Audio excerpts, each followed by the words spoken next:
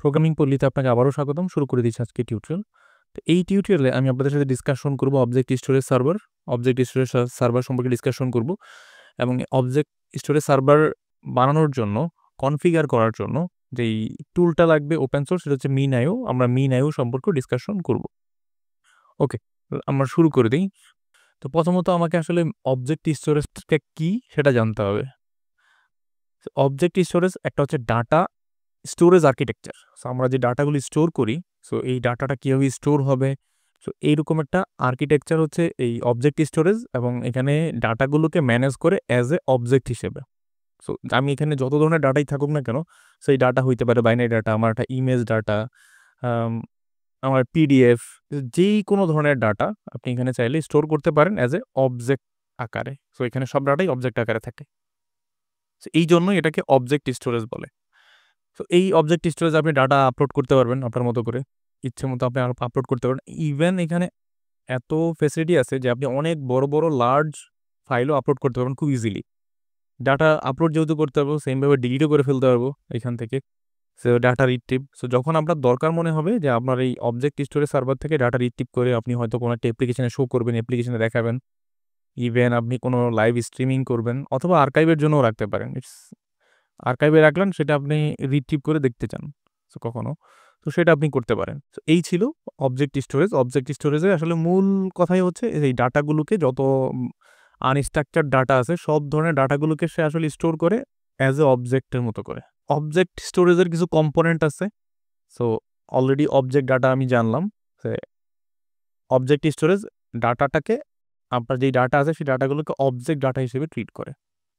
তো অ্যাকচুয়াল যে ডাটা আছে সেটা অবজেক্ট আকারে ট্রিট করে। এখানে আপনার ডাটা ইমেজ হইতে পারে, ভিডিও, ডকুমেন্ট, অথবা আনস্ট্রাকচার ডাটা, যে কোনো ডাটা হইতে পারে। এবং আপনার অনেক বড় বড় লগ ফাইল থাকতে পারে, আপনি ডাটা ব্যাকআপ হইতে পারে, যেই কোনো ডাটাই আপনি চাইলে এখানে স্টোর করতে পারেন। সেই ডাটাগুলো হচ্ছে অবজেক্ট ডাটা হিসেবে থাকে। তো এখানে যেই সার্ভারে যেই স্ট্রাকচারে ডাটাগুলো থাকে, যদি অনেক বড় লার্জ ডাটা হয় তখন সে যেটা করে, সে অনেকগুলা স্লাইস করে ভাগ ভাগ করেও রাখতে পারে। সাপোজ যদি ধরেন আপনার 100 MB 500 MB একটা ডাটা আছে, সে হইতে পারে যে 10টা অবজেক্টে আলাদা আলাদা করে ভাগ করে রাখলো। তো এটা হচ্ছে ওর ফেসিলিটি, এই অবজেক্ট স্টোরেজের মেকানিজম। সে চাইলে তার মতো করে ডাটাগুলো স্ট্রাকচার করে রাখতে পারে। দেন হচ্ছে মেটা ডাটা, এটা হচ্ছে অবজেক্ট অ্যাট্রিবিউটস। এটা খুব গুরুত্বপূর্ণ জিনিস, মেটা ডাটাটা। সো মেটা ডাটা হচ্ছে এই আমরা যে অবজেক্ট ডাটাগুলো, অবজেক্ট যে আমার ফাইল আমি যে আপলোড করব, সে আপলোডের নর্মালি আমাদের যে কিছু কমন জিনিস থাকে, যেমন হচ্ছে এই ফাইলটার কিছু কাস্টম এবং সিস্টেম ডেফিনেশন থাকে। সো যেমন আপনার যদি সিস্টেম থেকে যদি বলি, সিস্টেম ডিফাইন যেগুলা, সিস্টেম এই ফাইলটা কখন ক্রিয়েট হয়েছে, এই ফাইলটার সাইজ কত, এগুলো হচ্ছে সিস্টেম ডিফাইন। ওকে, তো সিস্টেম ডিফাইন যে অ্যাট্রিবিউটগুলো আছে, সে অ্যাট্রিবিউট এবং কাস্টমও থাকতে পারে। আপনি চাইলে একটা ফাইলের ট্যাগ চেঞ্জ করতে পারেন, এটার ওনারকে, অথরকে, এরকম অনেকগুলো ট্যাগ আছে। সো এই ট্যাগগুলো চাইলে আপনারা চেঞ্জ করতে পারেন। একটা ফাইলের এই অ্যাট্রিবিউটস কাস্টম হইতে পারে, সিস্টেম ডিফাইন হইতে পারে। সো এগুলো হচ্ছে মেটা ডাটাতে স্টোর থাকে। সো একটা অবজেক্ট যখন আমরা একটা ফাইল যখন আপলোড করব, তো ওর আসলে 3টা পার্ট হয়। একটা হচ্ছে object data, as a pure ডাটাটা অবজেক্ট ডাটা হিসেবে ট্রিট হয় এবং অবজেক্ট ডাটা হিসেবে স্টোর হয় আলাদা জায়গায়। ওই ডাটাটার, অবজেক্ট ডাটার মেটা ডাটা তৈরি হয়। ওই মেটা ডাটার আসলে, এই মেটা ডাটাতে যে ইনফরমেশনগুলো থাকে, ওই ফাইলটার আসলে ট্যাগ নেম কি, ট্যাগের কোনো ইনফরমেশন আছে কিনা, ফাইলের নাম কি, অ্যাট্রিবিউট, সাইজ, কত লেংথ, এই ডিটেলস হচ্ছে আপনার মেটা ডাটা থাকে। Then unique identifier. So unique identifier নাম শুনে বোঝা যাচ্ছে এটা কি হইতে পারে।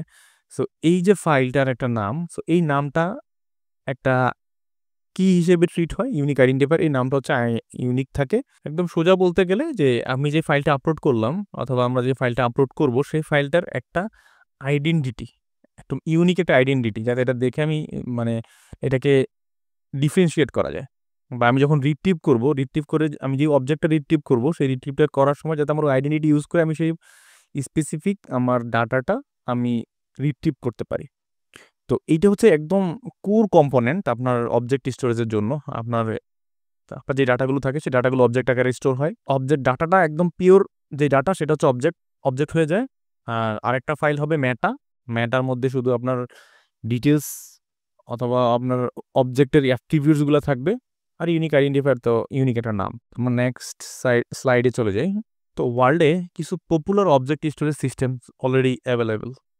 সো পেইড, ওপেন সোর্স অনেকগুলো আছে।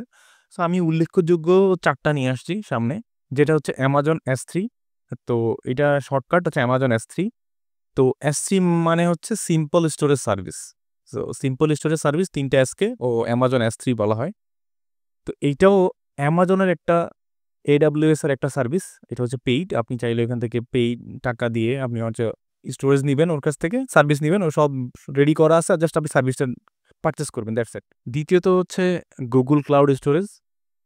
গুগলেরও নিজস্ব একটা প্রোডাক্ট আছে, গুগল ক্লাউড স্টোরেজ। তো এইটাও সেম, আপনি চাইলে পারচেস করবেন, পারচেস করে আপনি চাইলে সেখানে তাদের ফিচার দিয়ে দিবে, আপনি সেটা এপিআই দিয়ে দিবে, এপিআই দিয়ে আপনি আপনার যে কন্টেন্ট আছে, ফাইল আছে, সেগুলো আপলোড করতে পারবেন আপনার সিস্টেম থেকে।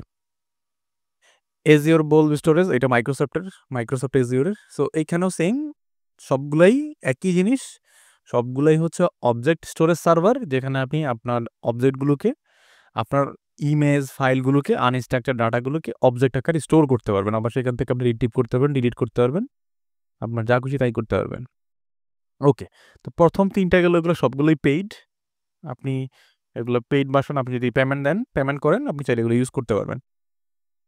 আরেকটা অপশন আছে যেটা নিয়ে আমরা আলোচনা করব, সেটা হচ্ছে মিন.io। এই মিন.ioটা হচ্ছে ওপেন সোর্স, আপনি চাইলে আপনার মতো করে আপনি ইউজ করতে পারবেন।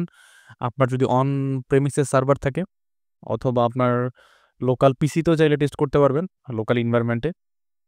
আপনি চাইলে ডকারে, কুবারনেটিসেও আপনি সেটা কনফিগার করে ইউজ করতে পারবেন।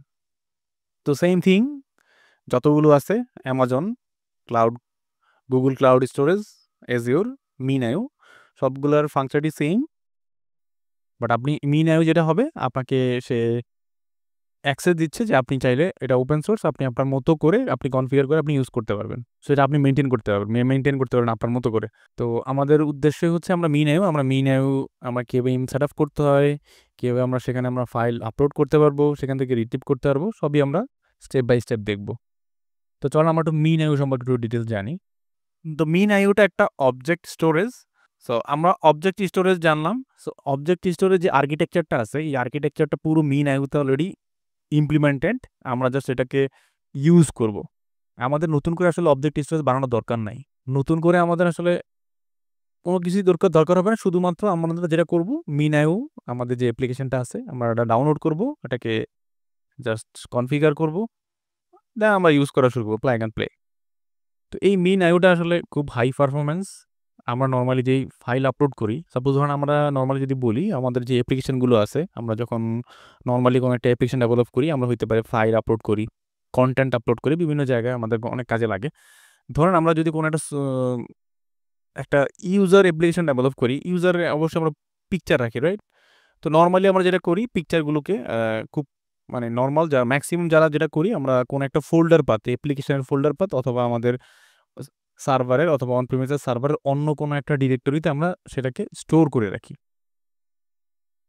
এই স্টোরটা আমরা আসলে ডিরেক্টরিতে না করে, আমরা চাইলে স্মার্টলি আমরা অবজেক্ট স্টোরেজ সার্ভার দিয়ে সেটা ম্যানেজ করতে পারতাম। আমাদের যত অ্যাপ্লিকেশন আছে, সব অ্যাপ্লিকেশনেই যত ফাইল আপলোড হবে, কন্টেন্ট আপলোড করব, সবগুলোই আমার ওই সেম অবজেক্ট স্টোরেজ সার্ভারে আমরা সব আপলোড করব।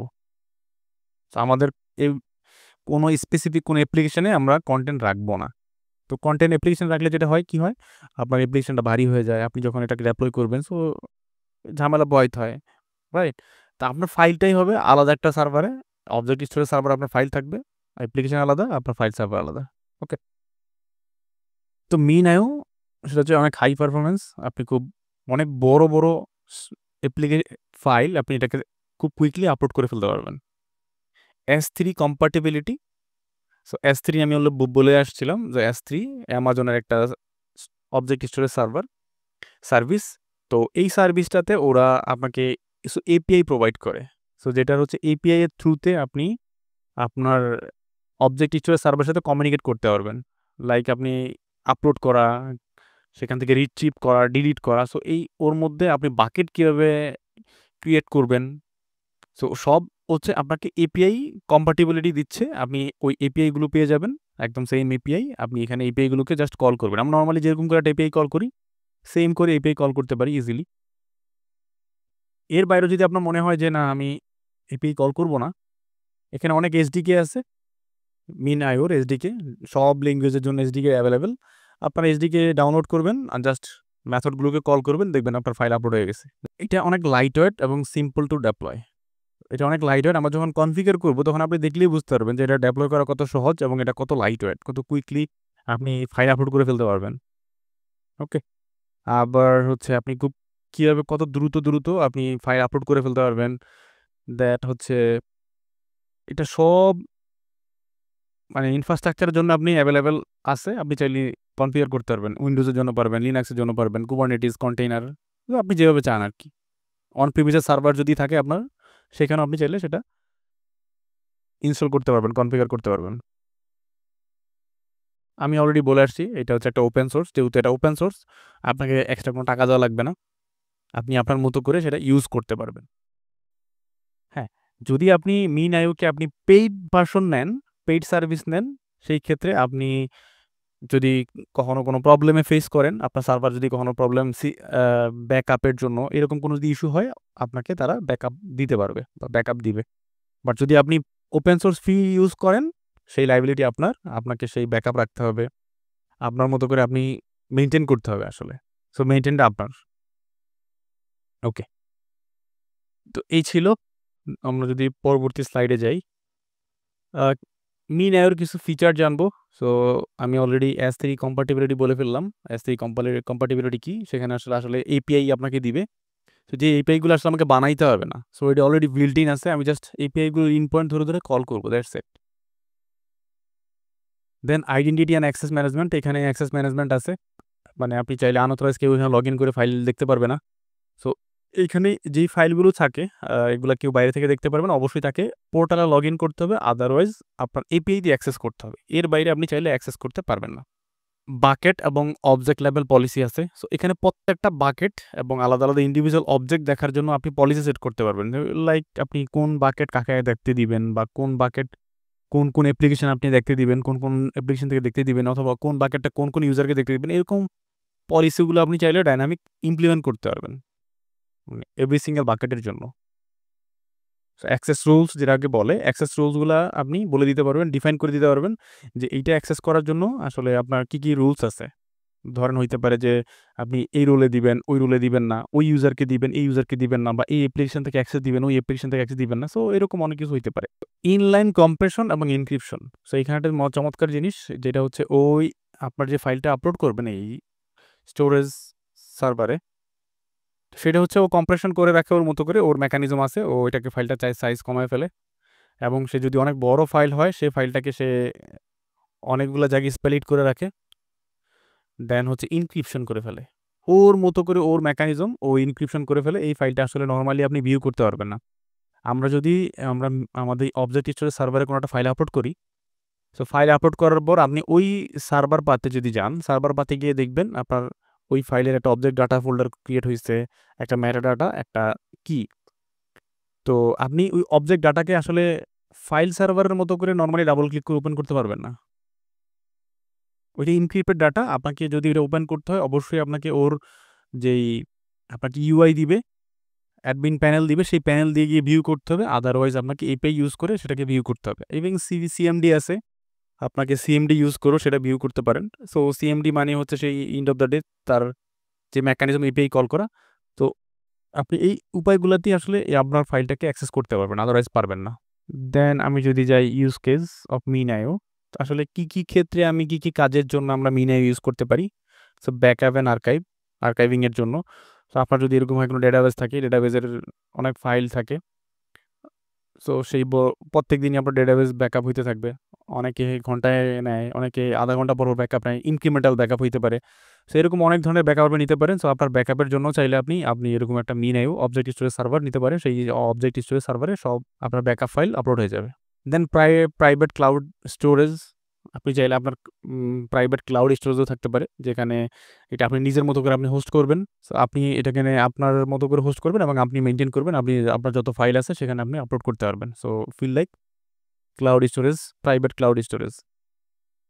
মিডিয়া স্ট্রিমিং, আমাদের যত মিডিয়া টাইপ লার্জ ফাইল আছে স্ট্রিমিংয়ের জন্য, তা আপনি চাইলে এইরকম ফাইলগুলো এখানে রাখতে পারবেন। ডাটা লেক মিনস এখানে অনেক ডাটা আপনি রাখতে পারেন, আপনি যে কোনো ধরনের ডাটা, আপনার আনস্ট্রাকচার ডাটা, ভিডিও, ইমেজ, দেন সিস্টেমের লগ, এভরিথিং আপনি এখানে সব ধরনের ডাটা আপনি এখানে স্টোর করতে পারেন। সেখানে এই ডাটাগুলোকে কুইকলি আপনি অ্যানালাইসিস করতে পারেন মেশিন লার্নিংয়ের জন্য, মেশিন লার্নিং অ্যাপ্লিকেশনের জন্য আপনি এই কাজগুলো এখান থেকে নিয়ে চাইলে করতে পারবেন। আমাদের যে মেইন ফোকাস হচ্ছে অ্যাপ্লিকেশন ইন্টিগ্রেশন।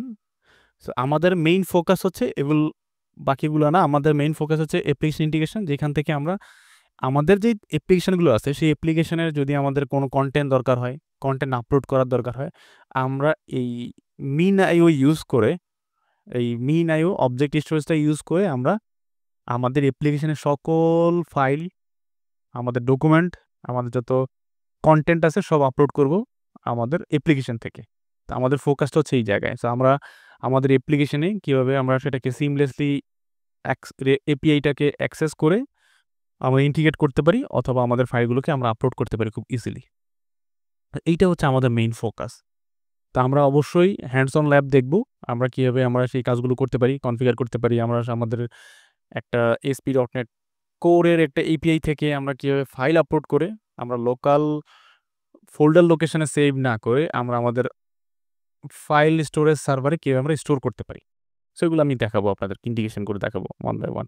সো আশা করি আপনারা সাথেই থাকবেন আমি আপনাদেরকে সবটাই দেখাবো। দেন কিছু কি ফিচার্স মিন আইও। সো মিন আইও অনেক হাই থ্রুপুটের, অনেক বড় লার্জ ডাটা আপনি খুব কুইকলি ট্রান্সফার করতে পারবেন। S3 API কম্পাটিবল, যেটা আমি অলরেডি বললাম, এখানে API আছে। সো আমরা যখন মিন আইও কনফিগার করবো, মিন আইওর দুইটা অপশন আপনি পেয়ে যাবেন বাই ডিফল্ট, যেটা হচ্ছে একটা অ্যাডমিন ইউআই, একটা হচ্ছে এপিআই। সো দুইটা পোর্টে সেটা রান করে। তো এগুলো আসলে ডেভেলপ করতে হয়, বিল্ট ইন অলরেডি আছে। তো আপনি এয়ারমিন প্যানেলটা পেয়ে যাবেন এবং সাথে এপিআই। সো এপিআই পেয়ে গেলে যেটা হয়, আপনি চাইলে এপিআই ইন্টিগ্রেশন করে যে কোনো জায়গায় আপনার সার্ভারটাকে ইন্টিগ্রেশন করতে পারেন থার্ড পার্টি কোনো একটা অ্যাপ্লিকেশনের সাথে, no issue. So distributed storage, এই ডিস্ট্রিবিউটেড স্টোরেজ আপনি মাল্টিপল নোড, সেটা মাল্টিপল নোডে আপনি এটাকে কনফিগার করে রাখতে পারবেন। তো যদি কোনো একটা ইস্যু হয়, আপনি চাইলে অন্য একটা নোড থেকে আপনি সেটা রান করতে পারবেন। দেন ডাটা ডিউরেবিলিটি। সো ডাটার এটার অনেক সেফটি থাকবে। আমি যেটা বললাম, সেই ডাটাগুলো আসলে ইনকোডিং করে রাখে, যেহেতু ডাটাগুলোকে ইনকোডিং করে রাখে, সো নর্মালি আপনি ফাইল লোকেশনে গিয়ে ফাইলগুলো আসলে অ্যাক্সেস করতে পারবেন না। আপনাকে অ্যাক্সেস করতে হলে এপিআই অথবা আপনার অ্যাডমিন প্যানেল দিয়ে যেতে হবে, এছাড়া আপনি আসলে ফাইলগুলো অ্যাক্সেস করতে পারবেন না। তো এই ছিল আমাদের মিন আইও সম্পর্কে ডিসকাশন। তো পরবর্তীতে আমরা আসলে আমাদের উইন্ডোজ পিসিতে কীভাবে মিন আইও ইনস্টল করতে পারি সেটা আমরা দেখব। সেই পর্যন্ত ভালো থাকবেন, সাথেই থাকবেন। আল্লাহ হাফেজ।